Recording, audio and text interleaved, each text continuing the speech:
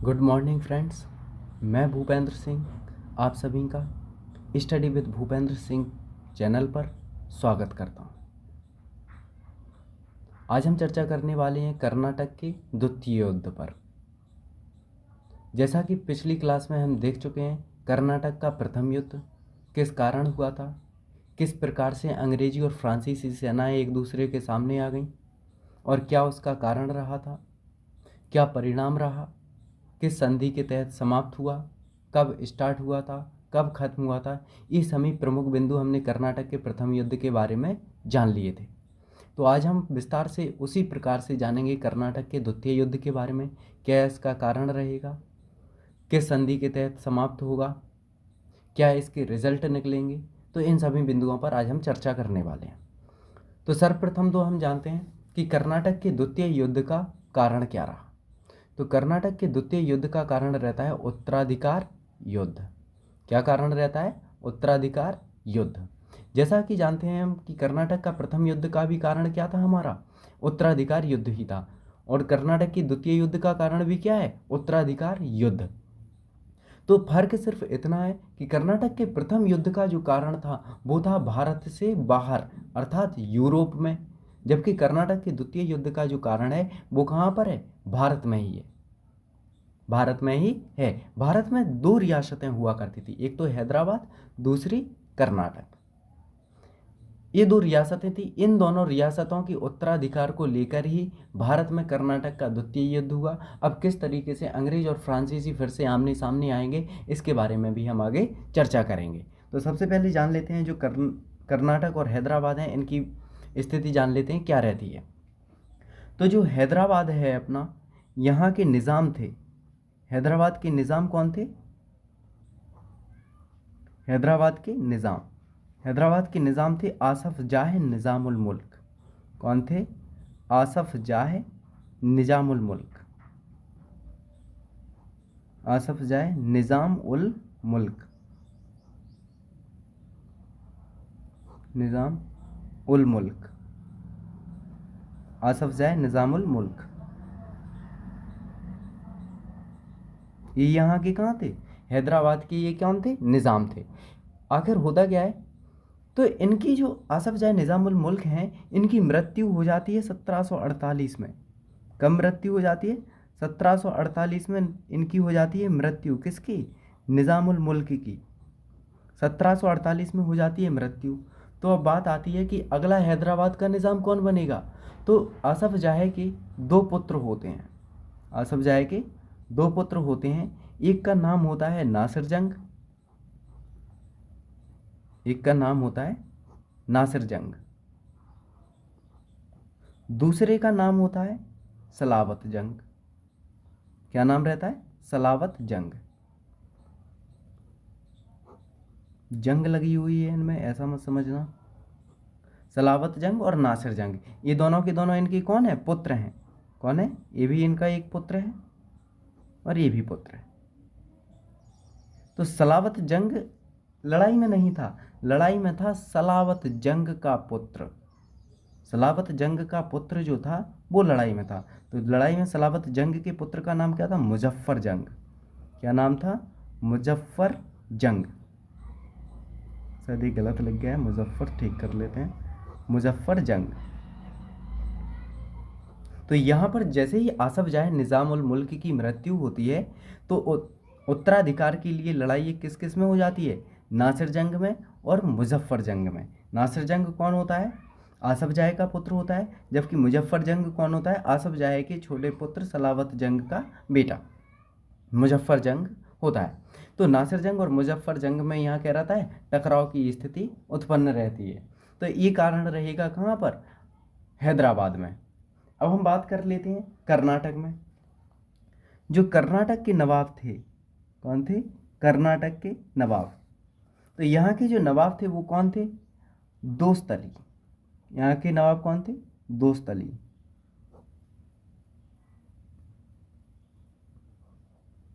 दोस्तली। क्योंकि दोस्तली की भी क्या हो जाती है? मृत्यु हो जाती है। इनकी भी क्या हो गई? मृत्यु हो जाती है। दोस्त अली की भी क्या हो गई, मृत्यु हो गई। तो इनका जो बेटा था, इनके बेटे का नाम था अनवरुद्दीन। क्या नाम था, अनवरुद्दीन। कर्नाटक के प्रथम युद्ध में इसके बारे में चर्चा की थी हमने, और यहाँ पर भी रहेगा ये चूंकि कौन था, दोस्त अली के बाद ही नवाब बन गया था, ये दोस्त अली का कौन था, पुत्र था अनवरुद्दीन। लेकिन दोस्त अली के एक दामाद भी थे। कौन थे, दामाद। तो जो दोस्त अली के दामाद रहेंगे उनका नाम था चांदा साहब। क्या नाम था, चांदा साहब।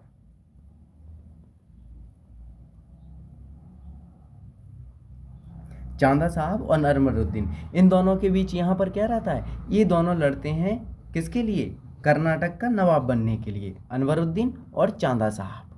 चांदा साहब कौन है, दोस्त अली के दामाद, और अनवरुद्दीन कौन है, दोस्त अली का पुत्र है।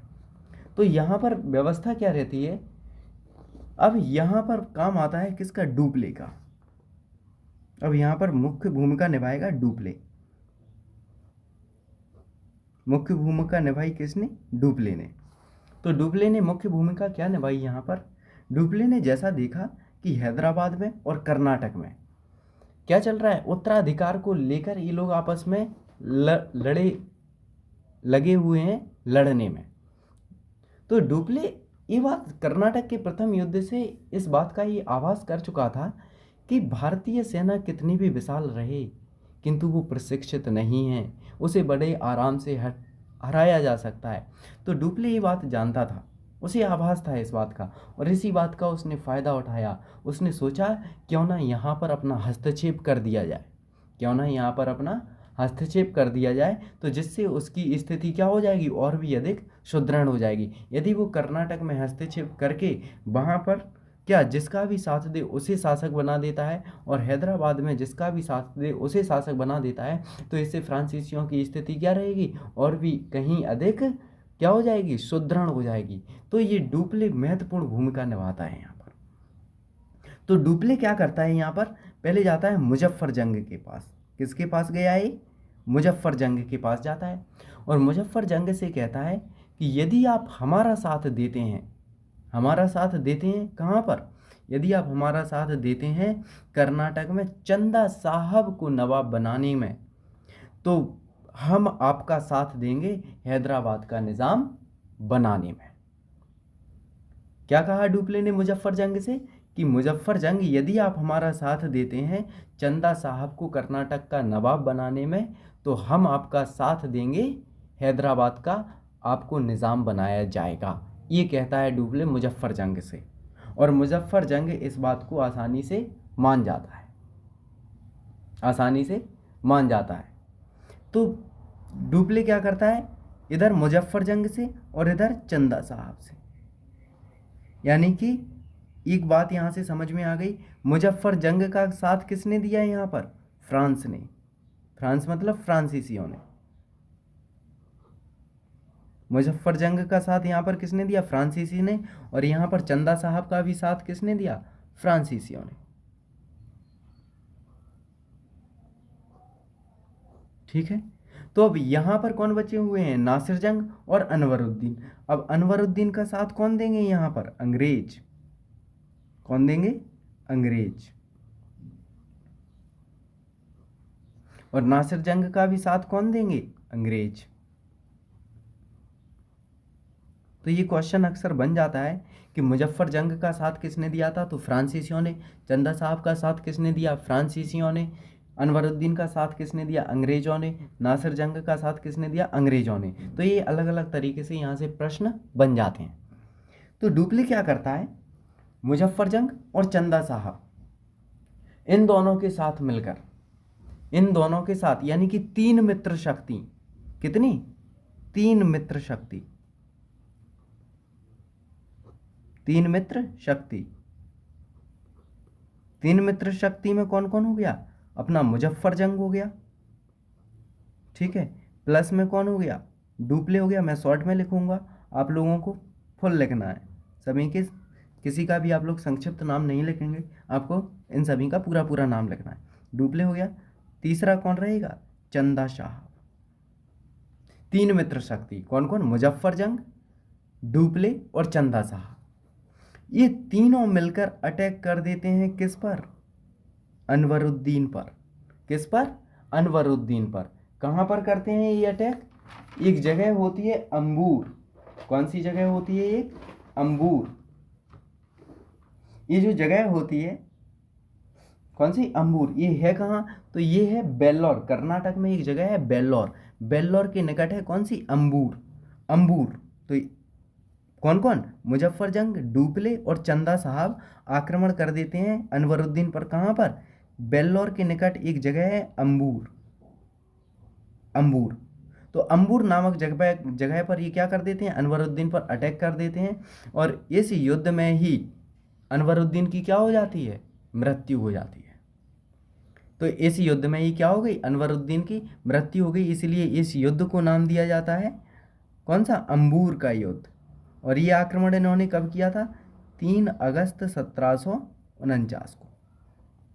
3 अगस्त 1749 को। इस बात को एक बार और दोहराता हूँ मैं। 3 मित्र शक्ति मुजफ्फरजंग, डुप्ले और चंदा साहब 3 अगस्त 1749 को कर्नाटक में बेल्लौर के निकट एक जगह है अंबूर, वहाँ पर ये अनवरुद्दीन पर तीनों मिलकर हमला कर देते हैं। और अनवरुद्दीन इस युद्ध में पराजित होता है। अनवरुद्दीन इस युद्ध में क्या होता है? पराजित होता है। अनवरुद्दीन इस युद्ध में पराजित होता है। और पराजित होने के बाद ये क्या करते हैं? अनवरुद्दीन की हत्या कर देते हैं। तो अब क्या होता है? अब यहाँ पर जो कर्नाटक का नवाब बनाया जाएगा वो किसे बनाया गया? चंदा साहब को। कर्नाटक का नवाब किसे बनाया गया? चंदा साहब को कर्नाटक का नवाब बनाया गया। तो इससे होता क्या है इस परिस्थिति को देखते हुए कि यहाँ पर फ्रांसीसियों की शक्ति क्या हो गई है? बहुत अधिक सुदृढ़ हो चुकी है, क्योंकि इन्होंने अपने पक्षधर को क्या बना दिया है? नवाब बना दिया है। जो इनका पक्ष था, मतलब जिसे ये शासक बनाना चाहते थे, उसे इन्होंने क्या कर दिया है? शासक बना दिया है यहाँ पर चंदा साहब को, अनवरुद्दीन की हत्या करके। तो यहाँ पर चंदा साहब क्या करता है? फ्रांसीसियों को पांडिचेरी के पास लगभग 80 गांव भेंट स्वरूप प्रदान करता है ये डुप्ले को। कितने? 80 गांव भेंट। याद रखना इस पॉइंट को। लगभग 80 गांव भेंट क्या करता है?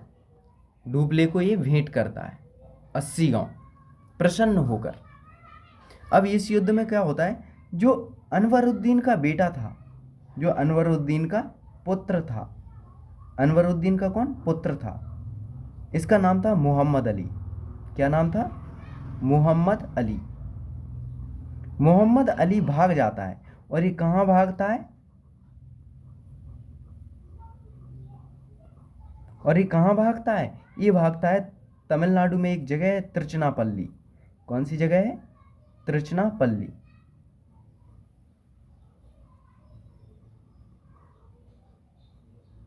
तिरुचिनापल्ली। तिरुचिनापल्ली भाग जाता है कौन? मोहम्मद अली। और यहाँ पर कर्नाटक में कौन बन गया दावेदार? तो जो डुप्ले का कौन था? डुप्ले जिसे बनाना चाहता था कर्नाटक का नवाब, वो कौन बन गया? चंदा साहब या चांदा साहब बोलते हैं हम जिन्हें। तो यहाँ पर क्या रही? फ्रांसीसियों की विजय रही। फ्रांसीसियों की यहाँ पर विजय रही। अब बात आती है कहाँ पर? हैदराबाद पर। कि हैदराबाद पर अब किसे बनाना है? मुजफ्फरजंग को। तो यहाँ पर क्या रहे? जब अनवरुद्दीन का साथ जो दे रहे थे अंग्रेज, इन्होंने क्या किया था? अनवरुद्दीन का अंग्रेजों ने अनवरुद्दीन का साथ देने में सक्रिय भागीदारी नहीं निभाई। अंग्रेजों ने यहाँ पर क्या किया? सक्रिय भागीदारी नहीं निभाई। सक्रिय भागीदारी नहीं निभाई।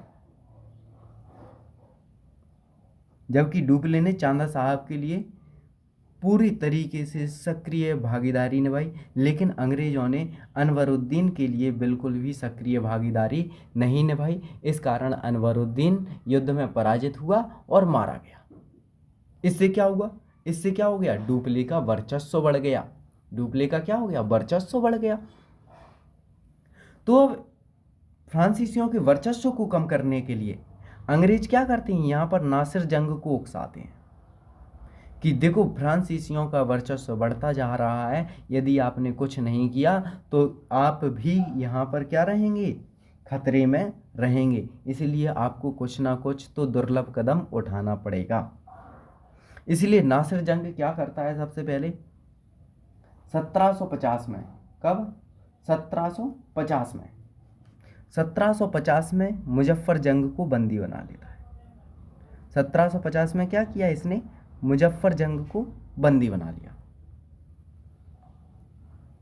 और अंग्रेजों ने इसका साथ देते हुए नासिर जंग का कहाँ पर? कर्नाटक पर अटैक करने का, कर्नाटक पर अटैक करने का क्या बनाया? निश्चय किया कि हम क्या करेंगे, अब कर्नाटक पर हमला करेंगे। अभी किया नहीं है, करेंगे। तो कर्नाटक पर हमला करने के लिए नासिर जंग ने अपनी सेना तैयार की और नासिर जंग चल दिया कहाँ की ओर? कर्नाटक की ओर, कर्नाटक पर हमला करने। लेकिन यहाँ पर होता क्या है, जो डुप्ले है वो बहुत ही चालाक है। डुप्ले क्या है? बहुत ही चालाक है। डुप्ले बहुत ही चालाक है। उसने क्या किया कि जो नासिर जंग की सेना थी उसे उसने क्या कर दिया? प्रलोभन दे दिया। नासिर जंग की सेना को क्या कर दिया? सेना को प्रलोभन दिया। डुप्ले ने यहाँ पर क्या किया? डुप्ले ने नासिर जंग की सेना को, नासिर जंग की सेना को प्रलोभन दिया। प्रलोभन, अब प्रलोभन तो समझते ही हैं सभी लोग, क्या होती है? रिश्वत। तो डुप्ले ने बड़ी ही चतुराई से यहाँ पर काम लिया और नासिर जंग की सेना को प्रलोभन देकर, रिश्वत देकर उसे किस में कर लिया? अपने पक्ष में कर लिया। कहाँ पर कर लिया? अपने पक्ष में कर लिया। तो इससे क्या हुआ? नासिर जंग की सेना ने ही किसकी हत्या कर दी? नासिर जंग की हत्या कर दी। तो नासिर जंग की जो सेना थी उसी ने क्या कर दी? नासिर जंग की हत्या कर दी। तो यहाँ पर भी क्या रही? अंग्रेजों की निष्क्रिय भागीदारी ही रही, मतलब उन्होंने भी सक्रिय रूप से नहीं भागीदारी नहीं निभाई यहाँ पर भी। तो इस कारण भी क्या हुआ? नासिर जंग भी मारा गया। नासिर जंग भी क्या हो गया? यहाँ पर मारा गया। नासिर जंग भी मारा गया। डुप्ले बहुत तेज है, बचकर रहना चाहिए डुप्ले से इन लोगों को, लेकिन मानते नहीं है। ठीक है, तो क्या हो गया यहाँ पर? नासिर जंग की हत्या किसने कर दी? उसी की सेना ने कर दी। क्यों कर दी? क्योंकि डुप्ले ने उन्हें क्या दिया? प्रलोभन दिया। इस कारण नासिर जंग की हत्या कर दी गई। अब डुप्ले यहाँ पर मेन गेम ये खेलता है कि डुप्ले का एक साथी होता है, एक साथी होता है जिसका नाम होता है बुस्सी। डुप्ले का एक साथी होता है, डुप्ले का साथी, डुप्ले का साथी होता है एक, कौन? बुस्सी, जो कि फ्रांसीसी है। कौन है? बुस्सी। अब बुस्सी और डुप्ले की बारे में यहाँ पर क्या है? डुप्ले कहता है बुस्सी से कि नासिर जंग तो अब मारा गया, तो अब नवाब कौन बनेगा? यहाँ पर मुजफ्फर जंग बनेगा। यहाँ पर निजाम कौन बनेगा? मुजफ्फर जंग बनेगा। क्योंकि उनका पक्षधर कौन है? उनके पक्ष में, मतलब सीधा सीधा है कि डुप्ले यहाँ पर किसका साथ दे रहा है? मुजफ्फर जंग का, मुजफ्फर जंग का। तो शासक किसको बनना है? मुजफ्फर जंग को। तो डुप्ले बुस्सी से कहता है कि यदि मुजफ्फर जंग हमारी माफिक का नहीं होता, हमारे माफिक का नहीं होता, तो मुजफ्फर जंग की क्या कर दो? हत्या कर दो। यदि ये हमारे कहने पर चलता है, मुजफ्फर जंग यदि हमारे कहने पर चलता है, तो ही इसे वहाँ का निज़ाम बनने देना है, अन्यथा इसकी भी क्या करना है? हत्या करना है। तो बुस्सी और मुजफ्फर जंग की क्या बीच हो जाता है? मतभेद। किस किस के बीच? बुस्सी और मुजफ्फर जंग के बीच किसी कारण हो जाता है मतभेद। तो बुस्सी इसकी क्या कर देता है? हत्या कर देता है, यानी कि हत्या कर दी गई। मतलब भाई साहब निज़ाम बन ही नहीं पाए और उससे पहले भी इनकी क्या कर दी गई? हत्या कर दी गई। भाई पानी पी लूँ, थोड़ा प्यास लगने लगी अब तो काफ़ी ज़्यादा। आप लोग पियोगे? नहीं पियोगे? Very good.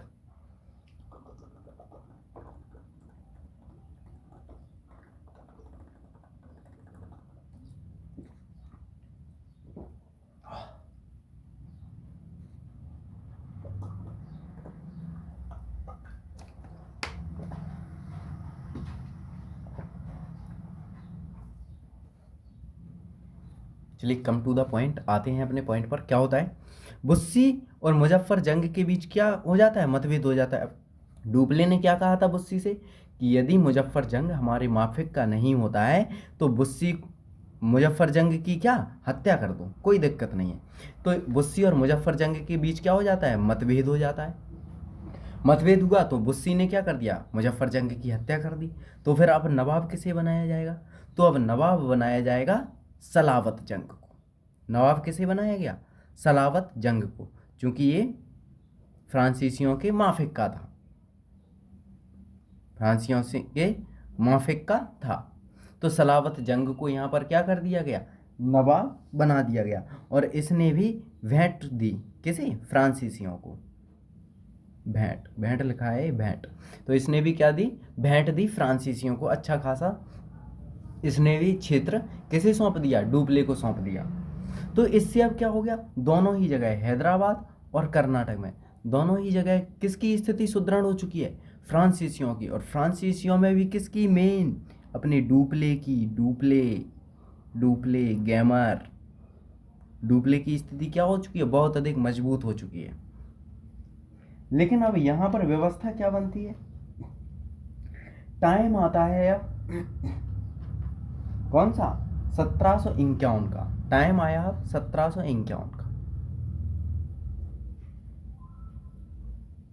कौन सा टाइम आया, 1751 का।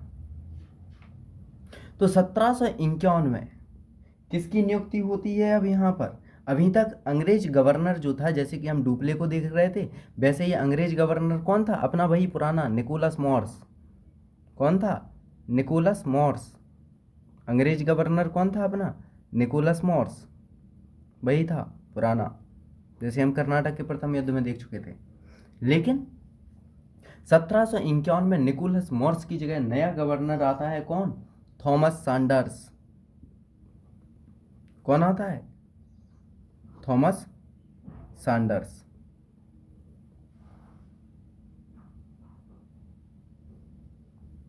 कौन आता है यहां पर, थॉमस सैंडर्स।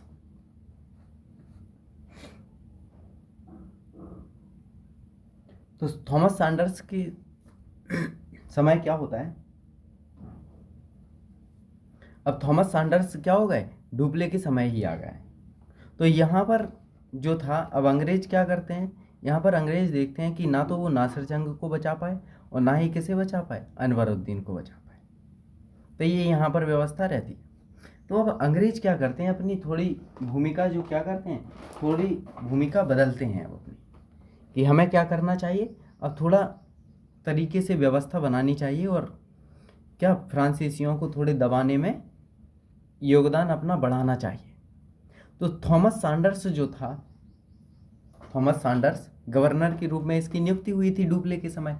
तो थॉमस सैंडर्स क्या करता है, देखो एक पॉइंट यहाँ पर ये है कि जो अनवरुद्दीन का बेटा था वो कहाँ था, तिरुचिरापल्ली में था। कहाँ था, तिरुचिरापल्ली में था। तो थॉमस सैंडर्स आकर क्या करता है, अपनी स्थिति को सुदृढ़ करने के लिए अपनी एक सेना की टुकड़ी, सेना की टुकड़ी, सेना की टुकड़ी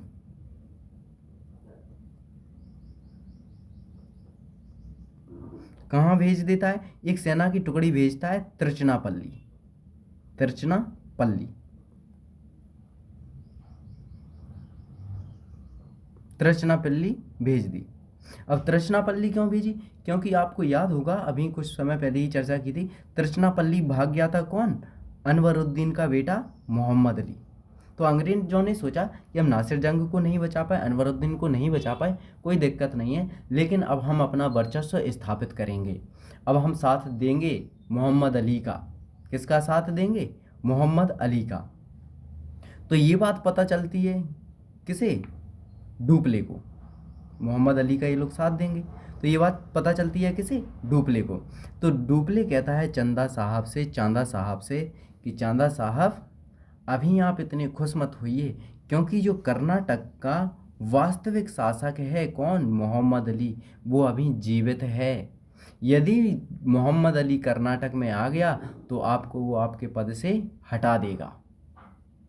तो इसलिए आप अपनी स्थिति सुदृढ़ कीजिए, सुदृढ़ कीजिए। तो जिस प्रकार थॉमस सैंडर्स ने कहाँ भेज दी एक सेना की टुकड़ी, मोहम्मद अली के संरक्षण के लिए तिरचनापल्ली, ठीक उसी प्रकार डुप्ले यानी कि एक फ्रांसीसी सेना प्लस चांदा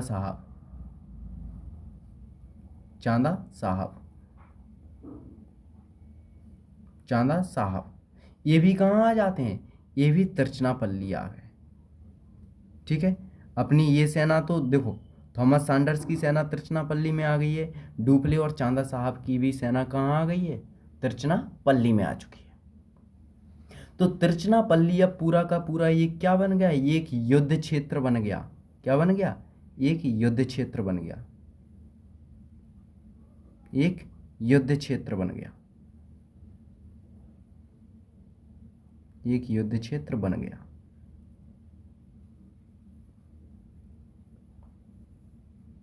ये क्या बन गया, युद्ध क्षेत्र बन गया। अब यहीं पर सबसे बड़ा गेमर जो होता है, पूरा का पूरा यहाँ पर क्या कूटनीति ही बदल जाती है पूरी तरीके से। तो यहाँ पर आता है, एक नाम सुना होगा अपने रॉबर्ट क्लाइव का। किसका नाम सुना होगा, रॉबर्ट क्लाइव का। रॉबर्ट क्लाइव का सभी ने नाम सुना होगा, जिसने नहीं सुना है उसने अब सुन लिया होगा।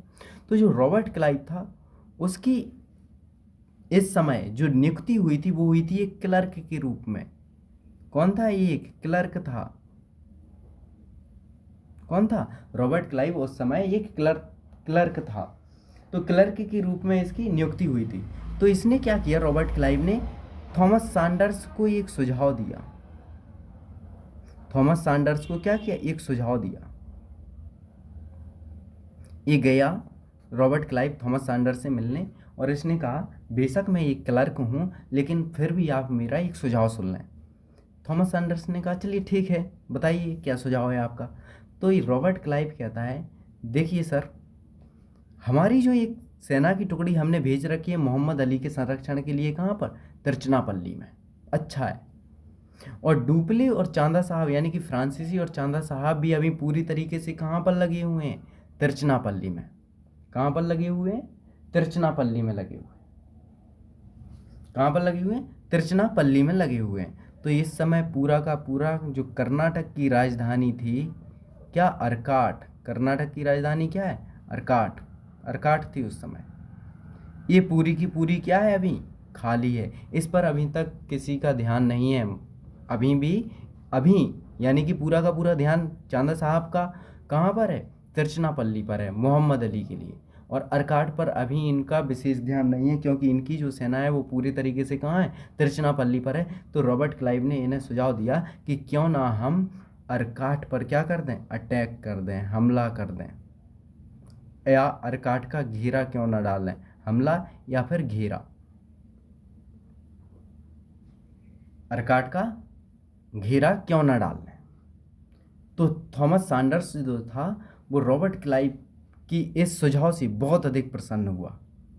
उसने तत्काल कहा क्लाइव से कि अब आप छोड़ो ये क्लर्क की नौकरी, आप क्लर्क के लायक नहीं, सेनापति के लायक हैं। किसके लायक हैं, सेनापति के लायक। तो इसने थॉमस सैंडर्स ने रॉबर्ट क्लाइव को क्या कर दिया, सेनापति बना दिया।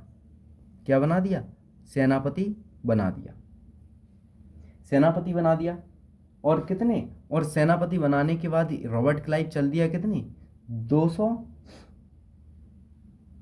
200 अंग्रेज। कितने, 200 अंग्रेज,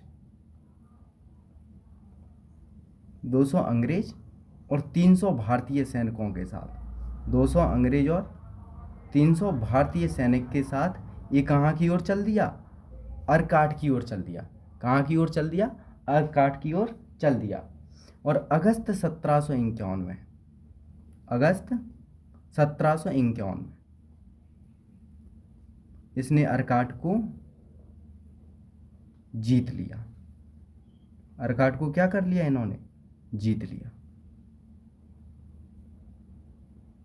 अर्काट को जीत लिया। अब ये खबर मिलती है किसे, चांदा साहब को, कि अर्काट का घेरा डाल लिया गया है। किसके द्वारा, रॉबर्ट क्लाइव के द्वारा। तो चांदा साहब अब अपने बेटे को भेजते हैं कहाँ पर, अर्काट। जो चांदा साहब का बेटा था उसका नाम था रजा खां। क्या नाम था, रजा खां। रजा खां एक विशाल सेना के साथ कहाँ पर आता है, अर्काट आता है। लेकिन रॉबर्ट क्लाइव जो होता है वो भूख प्यास का सामना करते हुए भी, भूख प्यास का सामना करते हुए क्यों, क्योंकि जो रजा खां था वो एक विशाल सेना के साथ आया और उसने अर्काट को क्या कर लिया, घेर लिया। यानी कि रजा खां अर्काट का घेरा डालने में सफल रहा। तो रॉबर्ट क्लाइव लगभग कितने 53 दिन तक, कितने 53 दिन तक भूख प्यास का सामना करते हुए अंदर ही रहा। इतने में क्या होता है, एक अंग्रेजी सेना, एक क्या होता है, एक अंग्रेजी सेना, एक अंग्रेजी सेना, एक अंग्रेजी सेना, मेजर लॉरेंस, कौन, मेजर लॉरेंस, मेजर लॉरेंस की अध्यक्षता में कहाँ पहुँचती है, अर्काट पहुँचती है। किसकी, क्लाइव की सहायता के लिए। कहाँ पर पहुँची, क्लाइव की सहायता के लिए। क्लाइव की सहायता के लिए मेजर लॉरेंस कहाँ पहुँच गए, अर्काट पहुँच गए। तो इस कारण विवश होकर रजा खां को क्या करना पड़ा, घेरा हटाना पड़ा। रजा खां को विवश होकर घेरा हटाना पड़ा। इससे क्या हुआ, इससे अर्काट पर किसका अधिकार हो गया, यहाँ कर्नाटक में किसका अधिकार हो गया, अंग्रेजों का। किसका हो गया, अंग्रेजों का, क्योंकि क्लाइव कौन है, एक अंग्रेज है। तो यहाँ पर अधिकार किसका हो गया, अंग्रेजों का हो गया। तो थोड़ा देखते हैं अभी आगे को।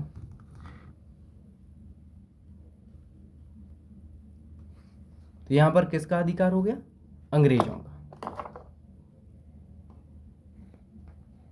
क्योंकि रजा खां को विवश होकर क्या करना पड़ा, अपना घेरा हटाना पड़ा। और जिससे क्या हुई, अंग्रेजों की यहाँ पर श्रेष्ठता सिद्ध हुई। चूंकि ये बिल्कुल डुप्ले की अब इच्छा विरुद्ध हुआ था। डुप्ले के क्या था, ये इच्छा के बिल्कुल विरुद्ध विरुद्ध हुआ। तो इससे क्या हुआ, अब इन्होंने क्या किया, रजा खां को यहाँ पर क्या करना पड़ा, अपना घेरा हटाना पड़ा। तो चांदा साहब पर भी इन्होंने क्या किया, अटैक किया। तो चांदा साहब भागे यहाँ से, क्या हुए, भागे। चांदा साहब भागे, लेकिन कुछ समय बाद पकड़कर इनकी क्या कर दी गई, हत्या कर दी गई। चांदा साहब की क्या कर दी गई, हत्या कर दी गई। और कर्नाटक का नवाब किसे बनाया गया फिर, कर्नाटक का नवाब किसे बनाया, कर्नाटक का नवाब बनाया गया मोहम्मद अली को। किसे बनाया गया, मोहम्मद अली को। तो कर्नाटक का नवाब कौन बन गया, मोहम्मद अली बन गया। यानी कि अब व्यवस्था क्या रही, कर्नाटक में किसकी स्थिति सुदृढ़ हो चुकी है, अंग्रेजों की। और यहाँ पर हैदराबाद में किसकी स्थिति सुदृढ़ रही, सलावत जंग जो था किसके पक्ष में था, अंग्रेजों के। तो यहाँ पर हैदराबाद में होती है हैदराबाद में होती है फ्रांस की स्थिति सुदृढ़, जबकि कर्नाटक में हो गई अब किसकी, मोहम्मद अली के आ जाने से अंग्रेजों की स्थिति सुदृढ़ हो चुकी है। चूँकि अब ये बात बिल्कुल भी बर्दाश्त नहीं कर पा रहा था अपना डुप्ले कि उसकी हार हो चुकी है, क्योंकि डुप्ले बहुत ही महत्वाकांक्षी व्यक्ति था। क्या था, बहुत ही महत्वाकांक्षी व्यक्ति था। तो 1753 में डुप्ले क्या करता है, पूरी अपनी ताकत लगाकर, यहाँ तक कि अपनी संपत्ति भी लगा देता है। वो दोबारा क्या करता है, दोबारा एक युद्ध करता है। 1753 में उसने पुनः त्रिचनापल्ली का घेरा डाला। किसका, 1753 में उसने पुनः त्रिचनापल्ली का घेरा डाला। त्रिचनापल्ली, पुनः 1753 में, यानी कि पूरी इसने के बारे में ऐसा कहा जाता है, ऐसा पढ़ने को मिलता है कि इसने अपनी तक संपत्ति लगा दी थी त्रिचनापल्ली का घेरा करने में, क्योंकि ये बहुत ही महत्वाकांक्षी व्यक्ति था। त्रिचनापल्ली का घेरा डाला। अब होता क्या है यहाँ पर व्यवस्था, फ्रांस सरकार को ये पता चलता है कि डुप्ले जो है वो भारत में लड़ने में ही लगा है। डुप्ले क्या कर रहा है, सिर्फ और सिर्फ यहाँ पर लड़ाई कर रहा है। और वैसे ही तो फ्रांसीसी जो कंपनी है वो घाटे में जा रही है, और डुप्ले यहाँ पर क्या कर रहा है, लड़ाई कर रहा है। इसीलिए 1754 में डुप्ले को क्या कर लिया जाता है, वापस बुला लिया जाता है। डुप्ले को वापस फ्रांस बुला लिया गया। क्या कर लिया गया? वापस फ्रांस बुला लिया गया। इससे नाखुश हो जाती है फ्रांस सरकार कि डुप्ले क्या कर रहा है, सिर्फ और सिर्फ लड़ाई कर रहा है, इससे जो फ्रांसीसी कंपनी है काफ़ी घाटे में जा रही है। इसलिए क्या कर लिया गया, डुप्ले को वापस फ्रांस बुला लिया गया। डुप्ले को वापस फ्रांस बुला लिया गया और डुप्ले की जगह नया गवर्नर भेजा गया। डुप्ले की जगह नया फ्रांसीसी गवर्नर कौन आया? नया फ्रांसीसी गवर्नर कौन आया? गोडे हेयू। कौन आया? गोडे हेयू।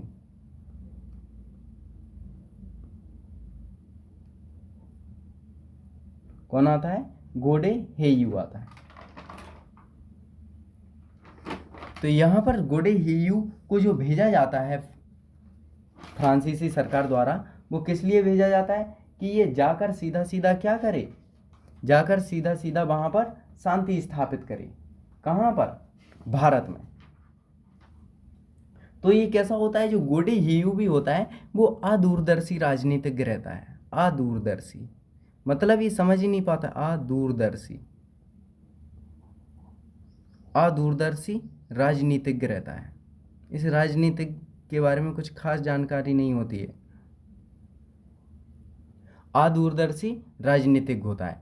तो ये आते ही क्या करता है, अपनी स्थिति को सुदृढ़ करने के लिए, मतलब इसका जो गवर्नर का पद है वो सुदृढ़ बना रहे, यानी कि अपनी स्थिति को सुदृढ़ करने के लिए आते ही ये क्या करता है, अंग्रेजों से संधि की चर्चा करने लगता है। अंग्रेजों से क्या करने लगता है? संधि की चर्चा करने लगता है। और अंग्रेजों के साथ एक 1755 में संधि होती है। कब? 1755 में एक संधि होती है। उस संधि को नाम दिया जाता है कौन सी? पांडिचेरी की संधि। कौन सी संधि? पांडिचेरी की संधि।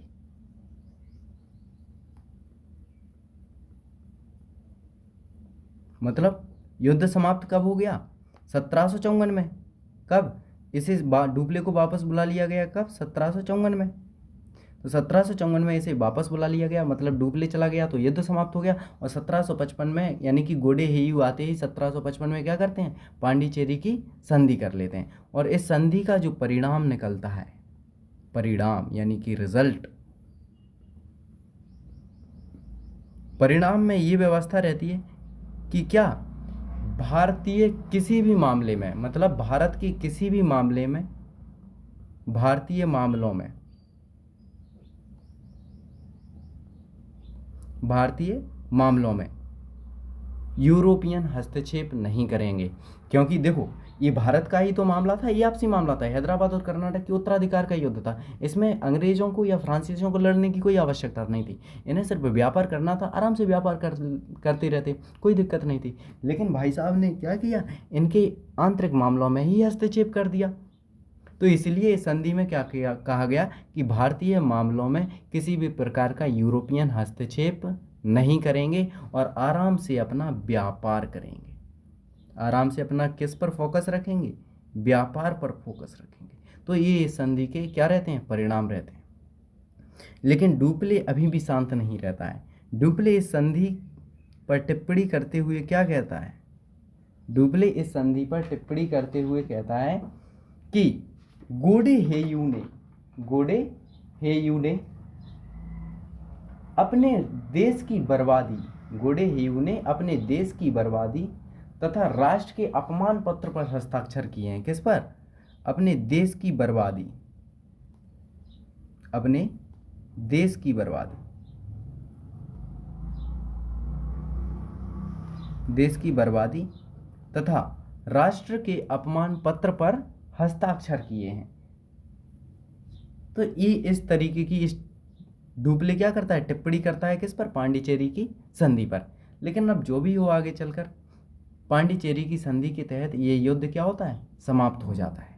अब इसमें जो मुख्य मुख्य पॉइंट हैं वो समझ लेते हैं कि इसके बारे में, इस युद्ध से क्या क्या परीक्षाओं में पूछ सकते हैं। तो सबसे पहले क्या रहेगा, हैदराबाद जो है, हैदराबाद के निज़ाम कौन थे? आसफ जाह, निज़ामुल मुल्क, इनकी मृत्यु हो जाती है 1748 में। इनके पुत्र होते हैं नासिर जंग, सलावत जंग, उसका बेटा होता है मुजफ्फर जंग। इनमें क्या रहता है? उत्तराधिकार का युद्ध चलता रहता है। यहाँ पर होता है अपना कौन? कर्नाटक। यहाँ पर कौन है अपना? कर्नाटक। यहाँ पर कौन है? कर्नाटक। कर्नाटक में कौन? दोस्तली रहते हैं। दोस्तली की मृत्यु हो जाती है। उनके पुत्र आते हैं अनवरुद्दीन और दामाद कौन होते हैं? चांदा शाह। इनके बीच क्या चलता रहता है? ये आपस में मतभेद रहता है, जिस कारण ये चाहते हैं कि वो उत्तराधिकार बन जाए। ठीक है, अब पूछा क्या किया जाएगा इसमें? एक तो रहेगा अपना अंबूर का युद्ध। अंबूर का युद्ध कहाँ से संबंधित है? तो कर्नाटक के द्वितीय युद्ध से संबंधित है। 3 अगस्त 1749 को 3 मित्र शक्तियों मुजफ्फर जंग, डुप्ले और चांदा साहब ने मिलकर किस पर आक्रमण किया था? अनवरुद्दीन से, जिसमें अनवरुद्दीन की पराजय हुई और अनवरुद्दीन को मार दिया गया। और उसके बाद चांदा साहब को क्या बना दिया गया? कर्नाटक का नवाब बना दिया गया। ठीक उसी प्रकार यहाँ पर मुजफ्फर जंग क्या करता है? 1750 में नासिर जंग मुजफ्फर जंग को बंदी बना लेता है। लेकिन डुप्ले क्या करता है? नासिर जंग की सेना को प्रलोभन देकर अपने पक्ष में कर लेता है और नासिर जंग की हत्या करवा देता है। तो इस प्रकार फिर डुप्ले क्या करता है? बुस्सी से कहता है यदि मुजफ्फर जंग अपने माफिक का नहीं है तो उसे भी रास्ते से हटा देना। तो मुजफ्फर जंग को रास्ते से हटा देता है कौन? बुस्सी। उसके बाद सलावत जंग को कहाँ का? हैदराबाद का निज़ाम बनाया जाता है। लेकिन इसी समय निकोलस मॉर्स की जगह किस नए गवर्नर की नियुक्ति होती है? 1751 में थॉमस सैंडर्स की। तो थॉमस सैंडर्स जो है वो अपनी स्थिति को सुदृढ़ करने के लिए क्या करता है? सेना की एक टुकड़ी भेजता है तिरुचिरापल्ली। तिरुचिरापल्ली में किसके लिए भेजता है? मोहम्मद अली के संरक्षण के लिए। किसके लिए? मोहम्मद अली के संरक्षण के लिए। तो इसके ये बात पता चलती है किसी? डुप्ले को।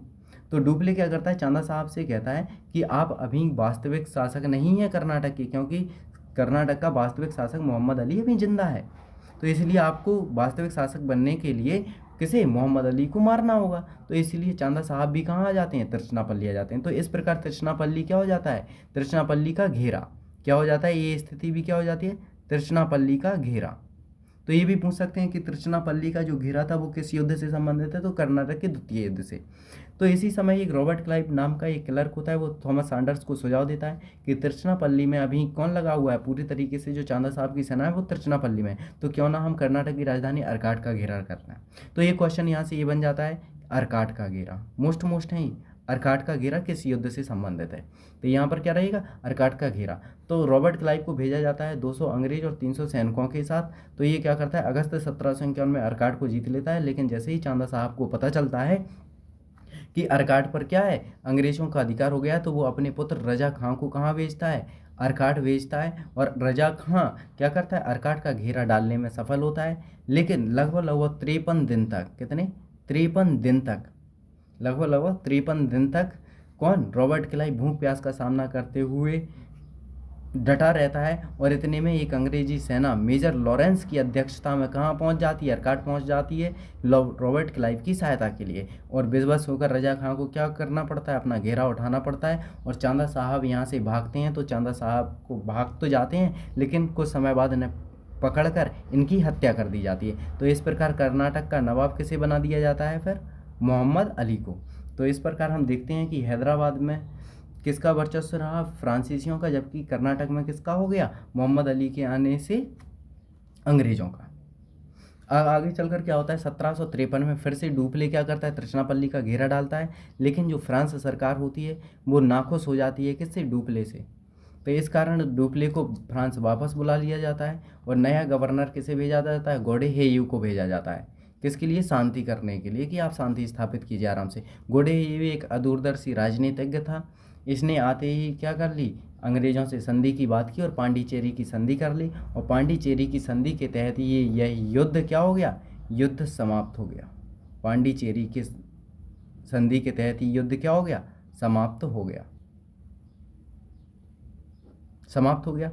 और इस संधि के रिजल्ट क्या निकले? कि भारतीय मामलों में यूरोपियन किसी भी प्रकार का हस्तक्षेप ना करें, सिर्फ और सिर्फ अपने व्यापार पर क्या करें? सिर्फ और सिर्फ अपने व्यापार पर ध्यान दें। तो ये थी पूरी कर्नाटक युद्ध की कहानी, जिसे हमने बहुत ही अच्छे तरीके से देखा है। अब यहाँ से आपके प्रश्न बाहर नहीं होने चाहिए। नोट्स बना लेना अच्छे तरीके से। Thanks to all of you.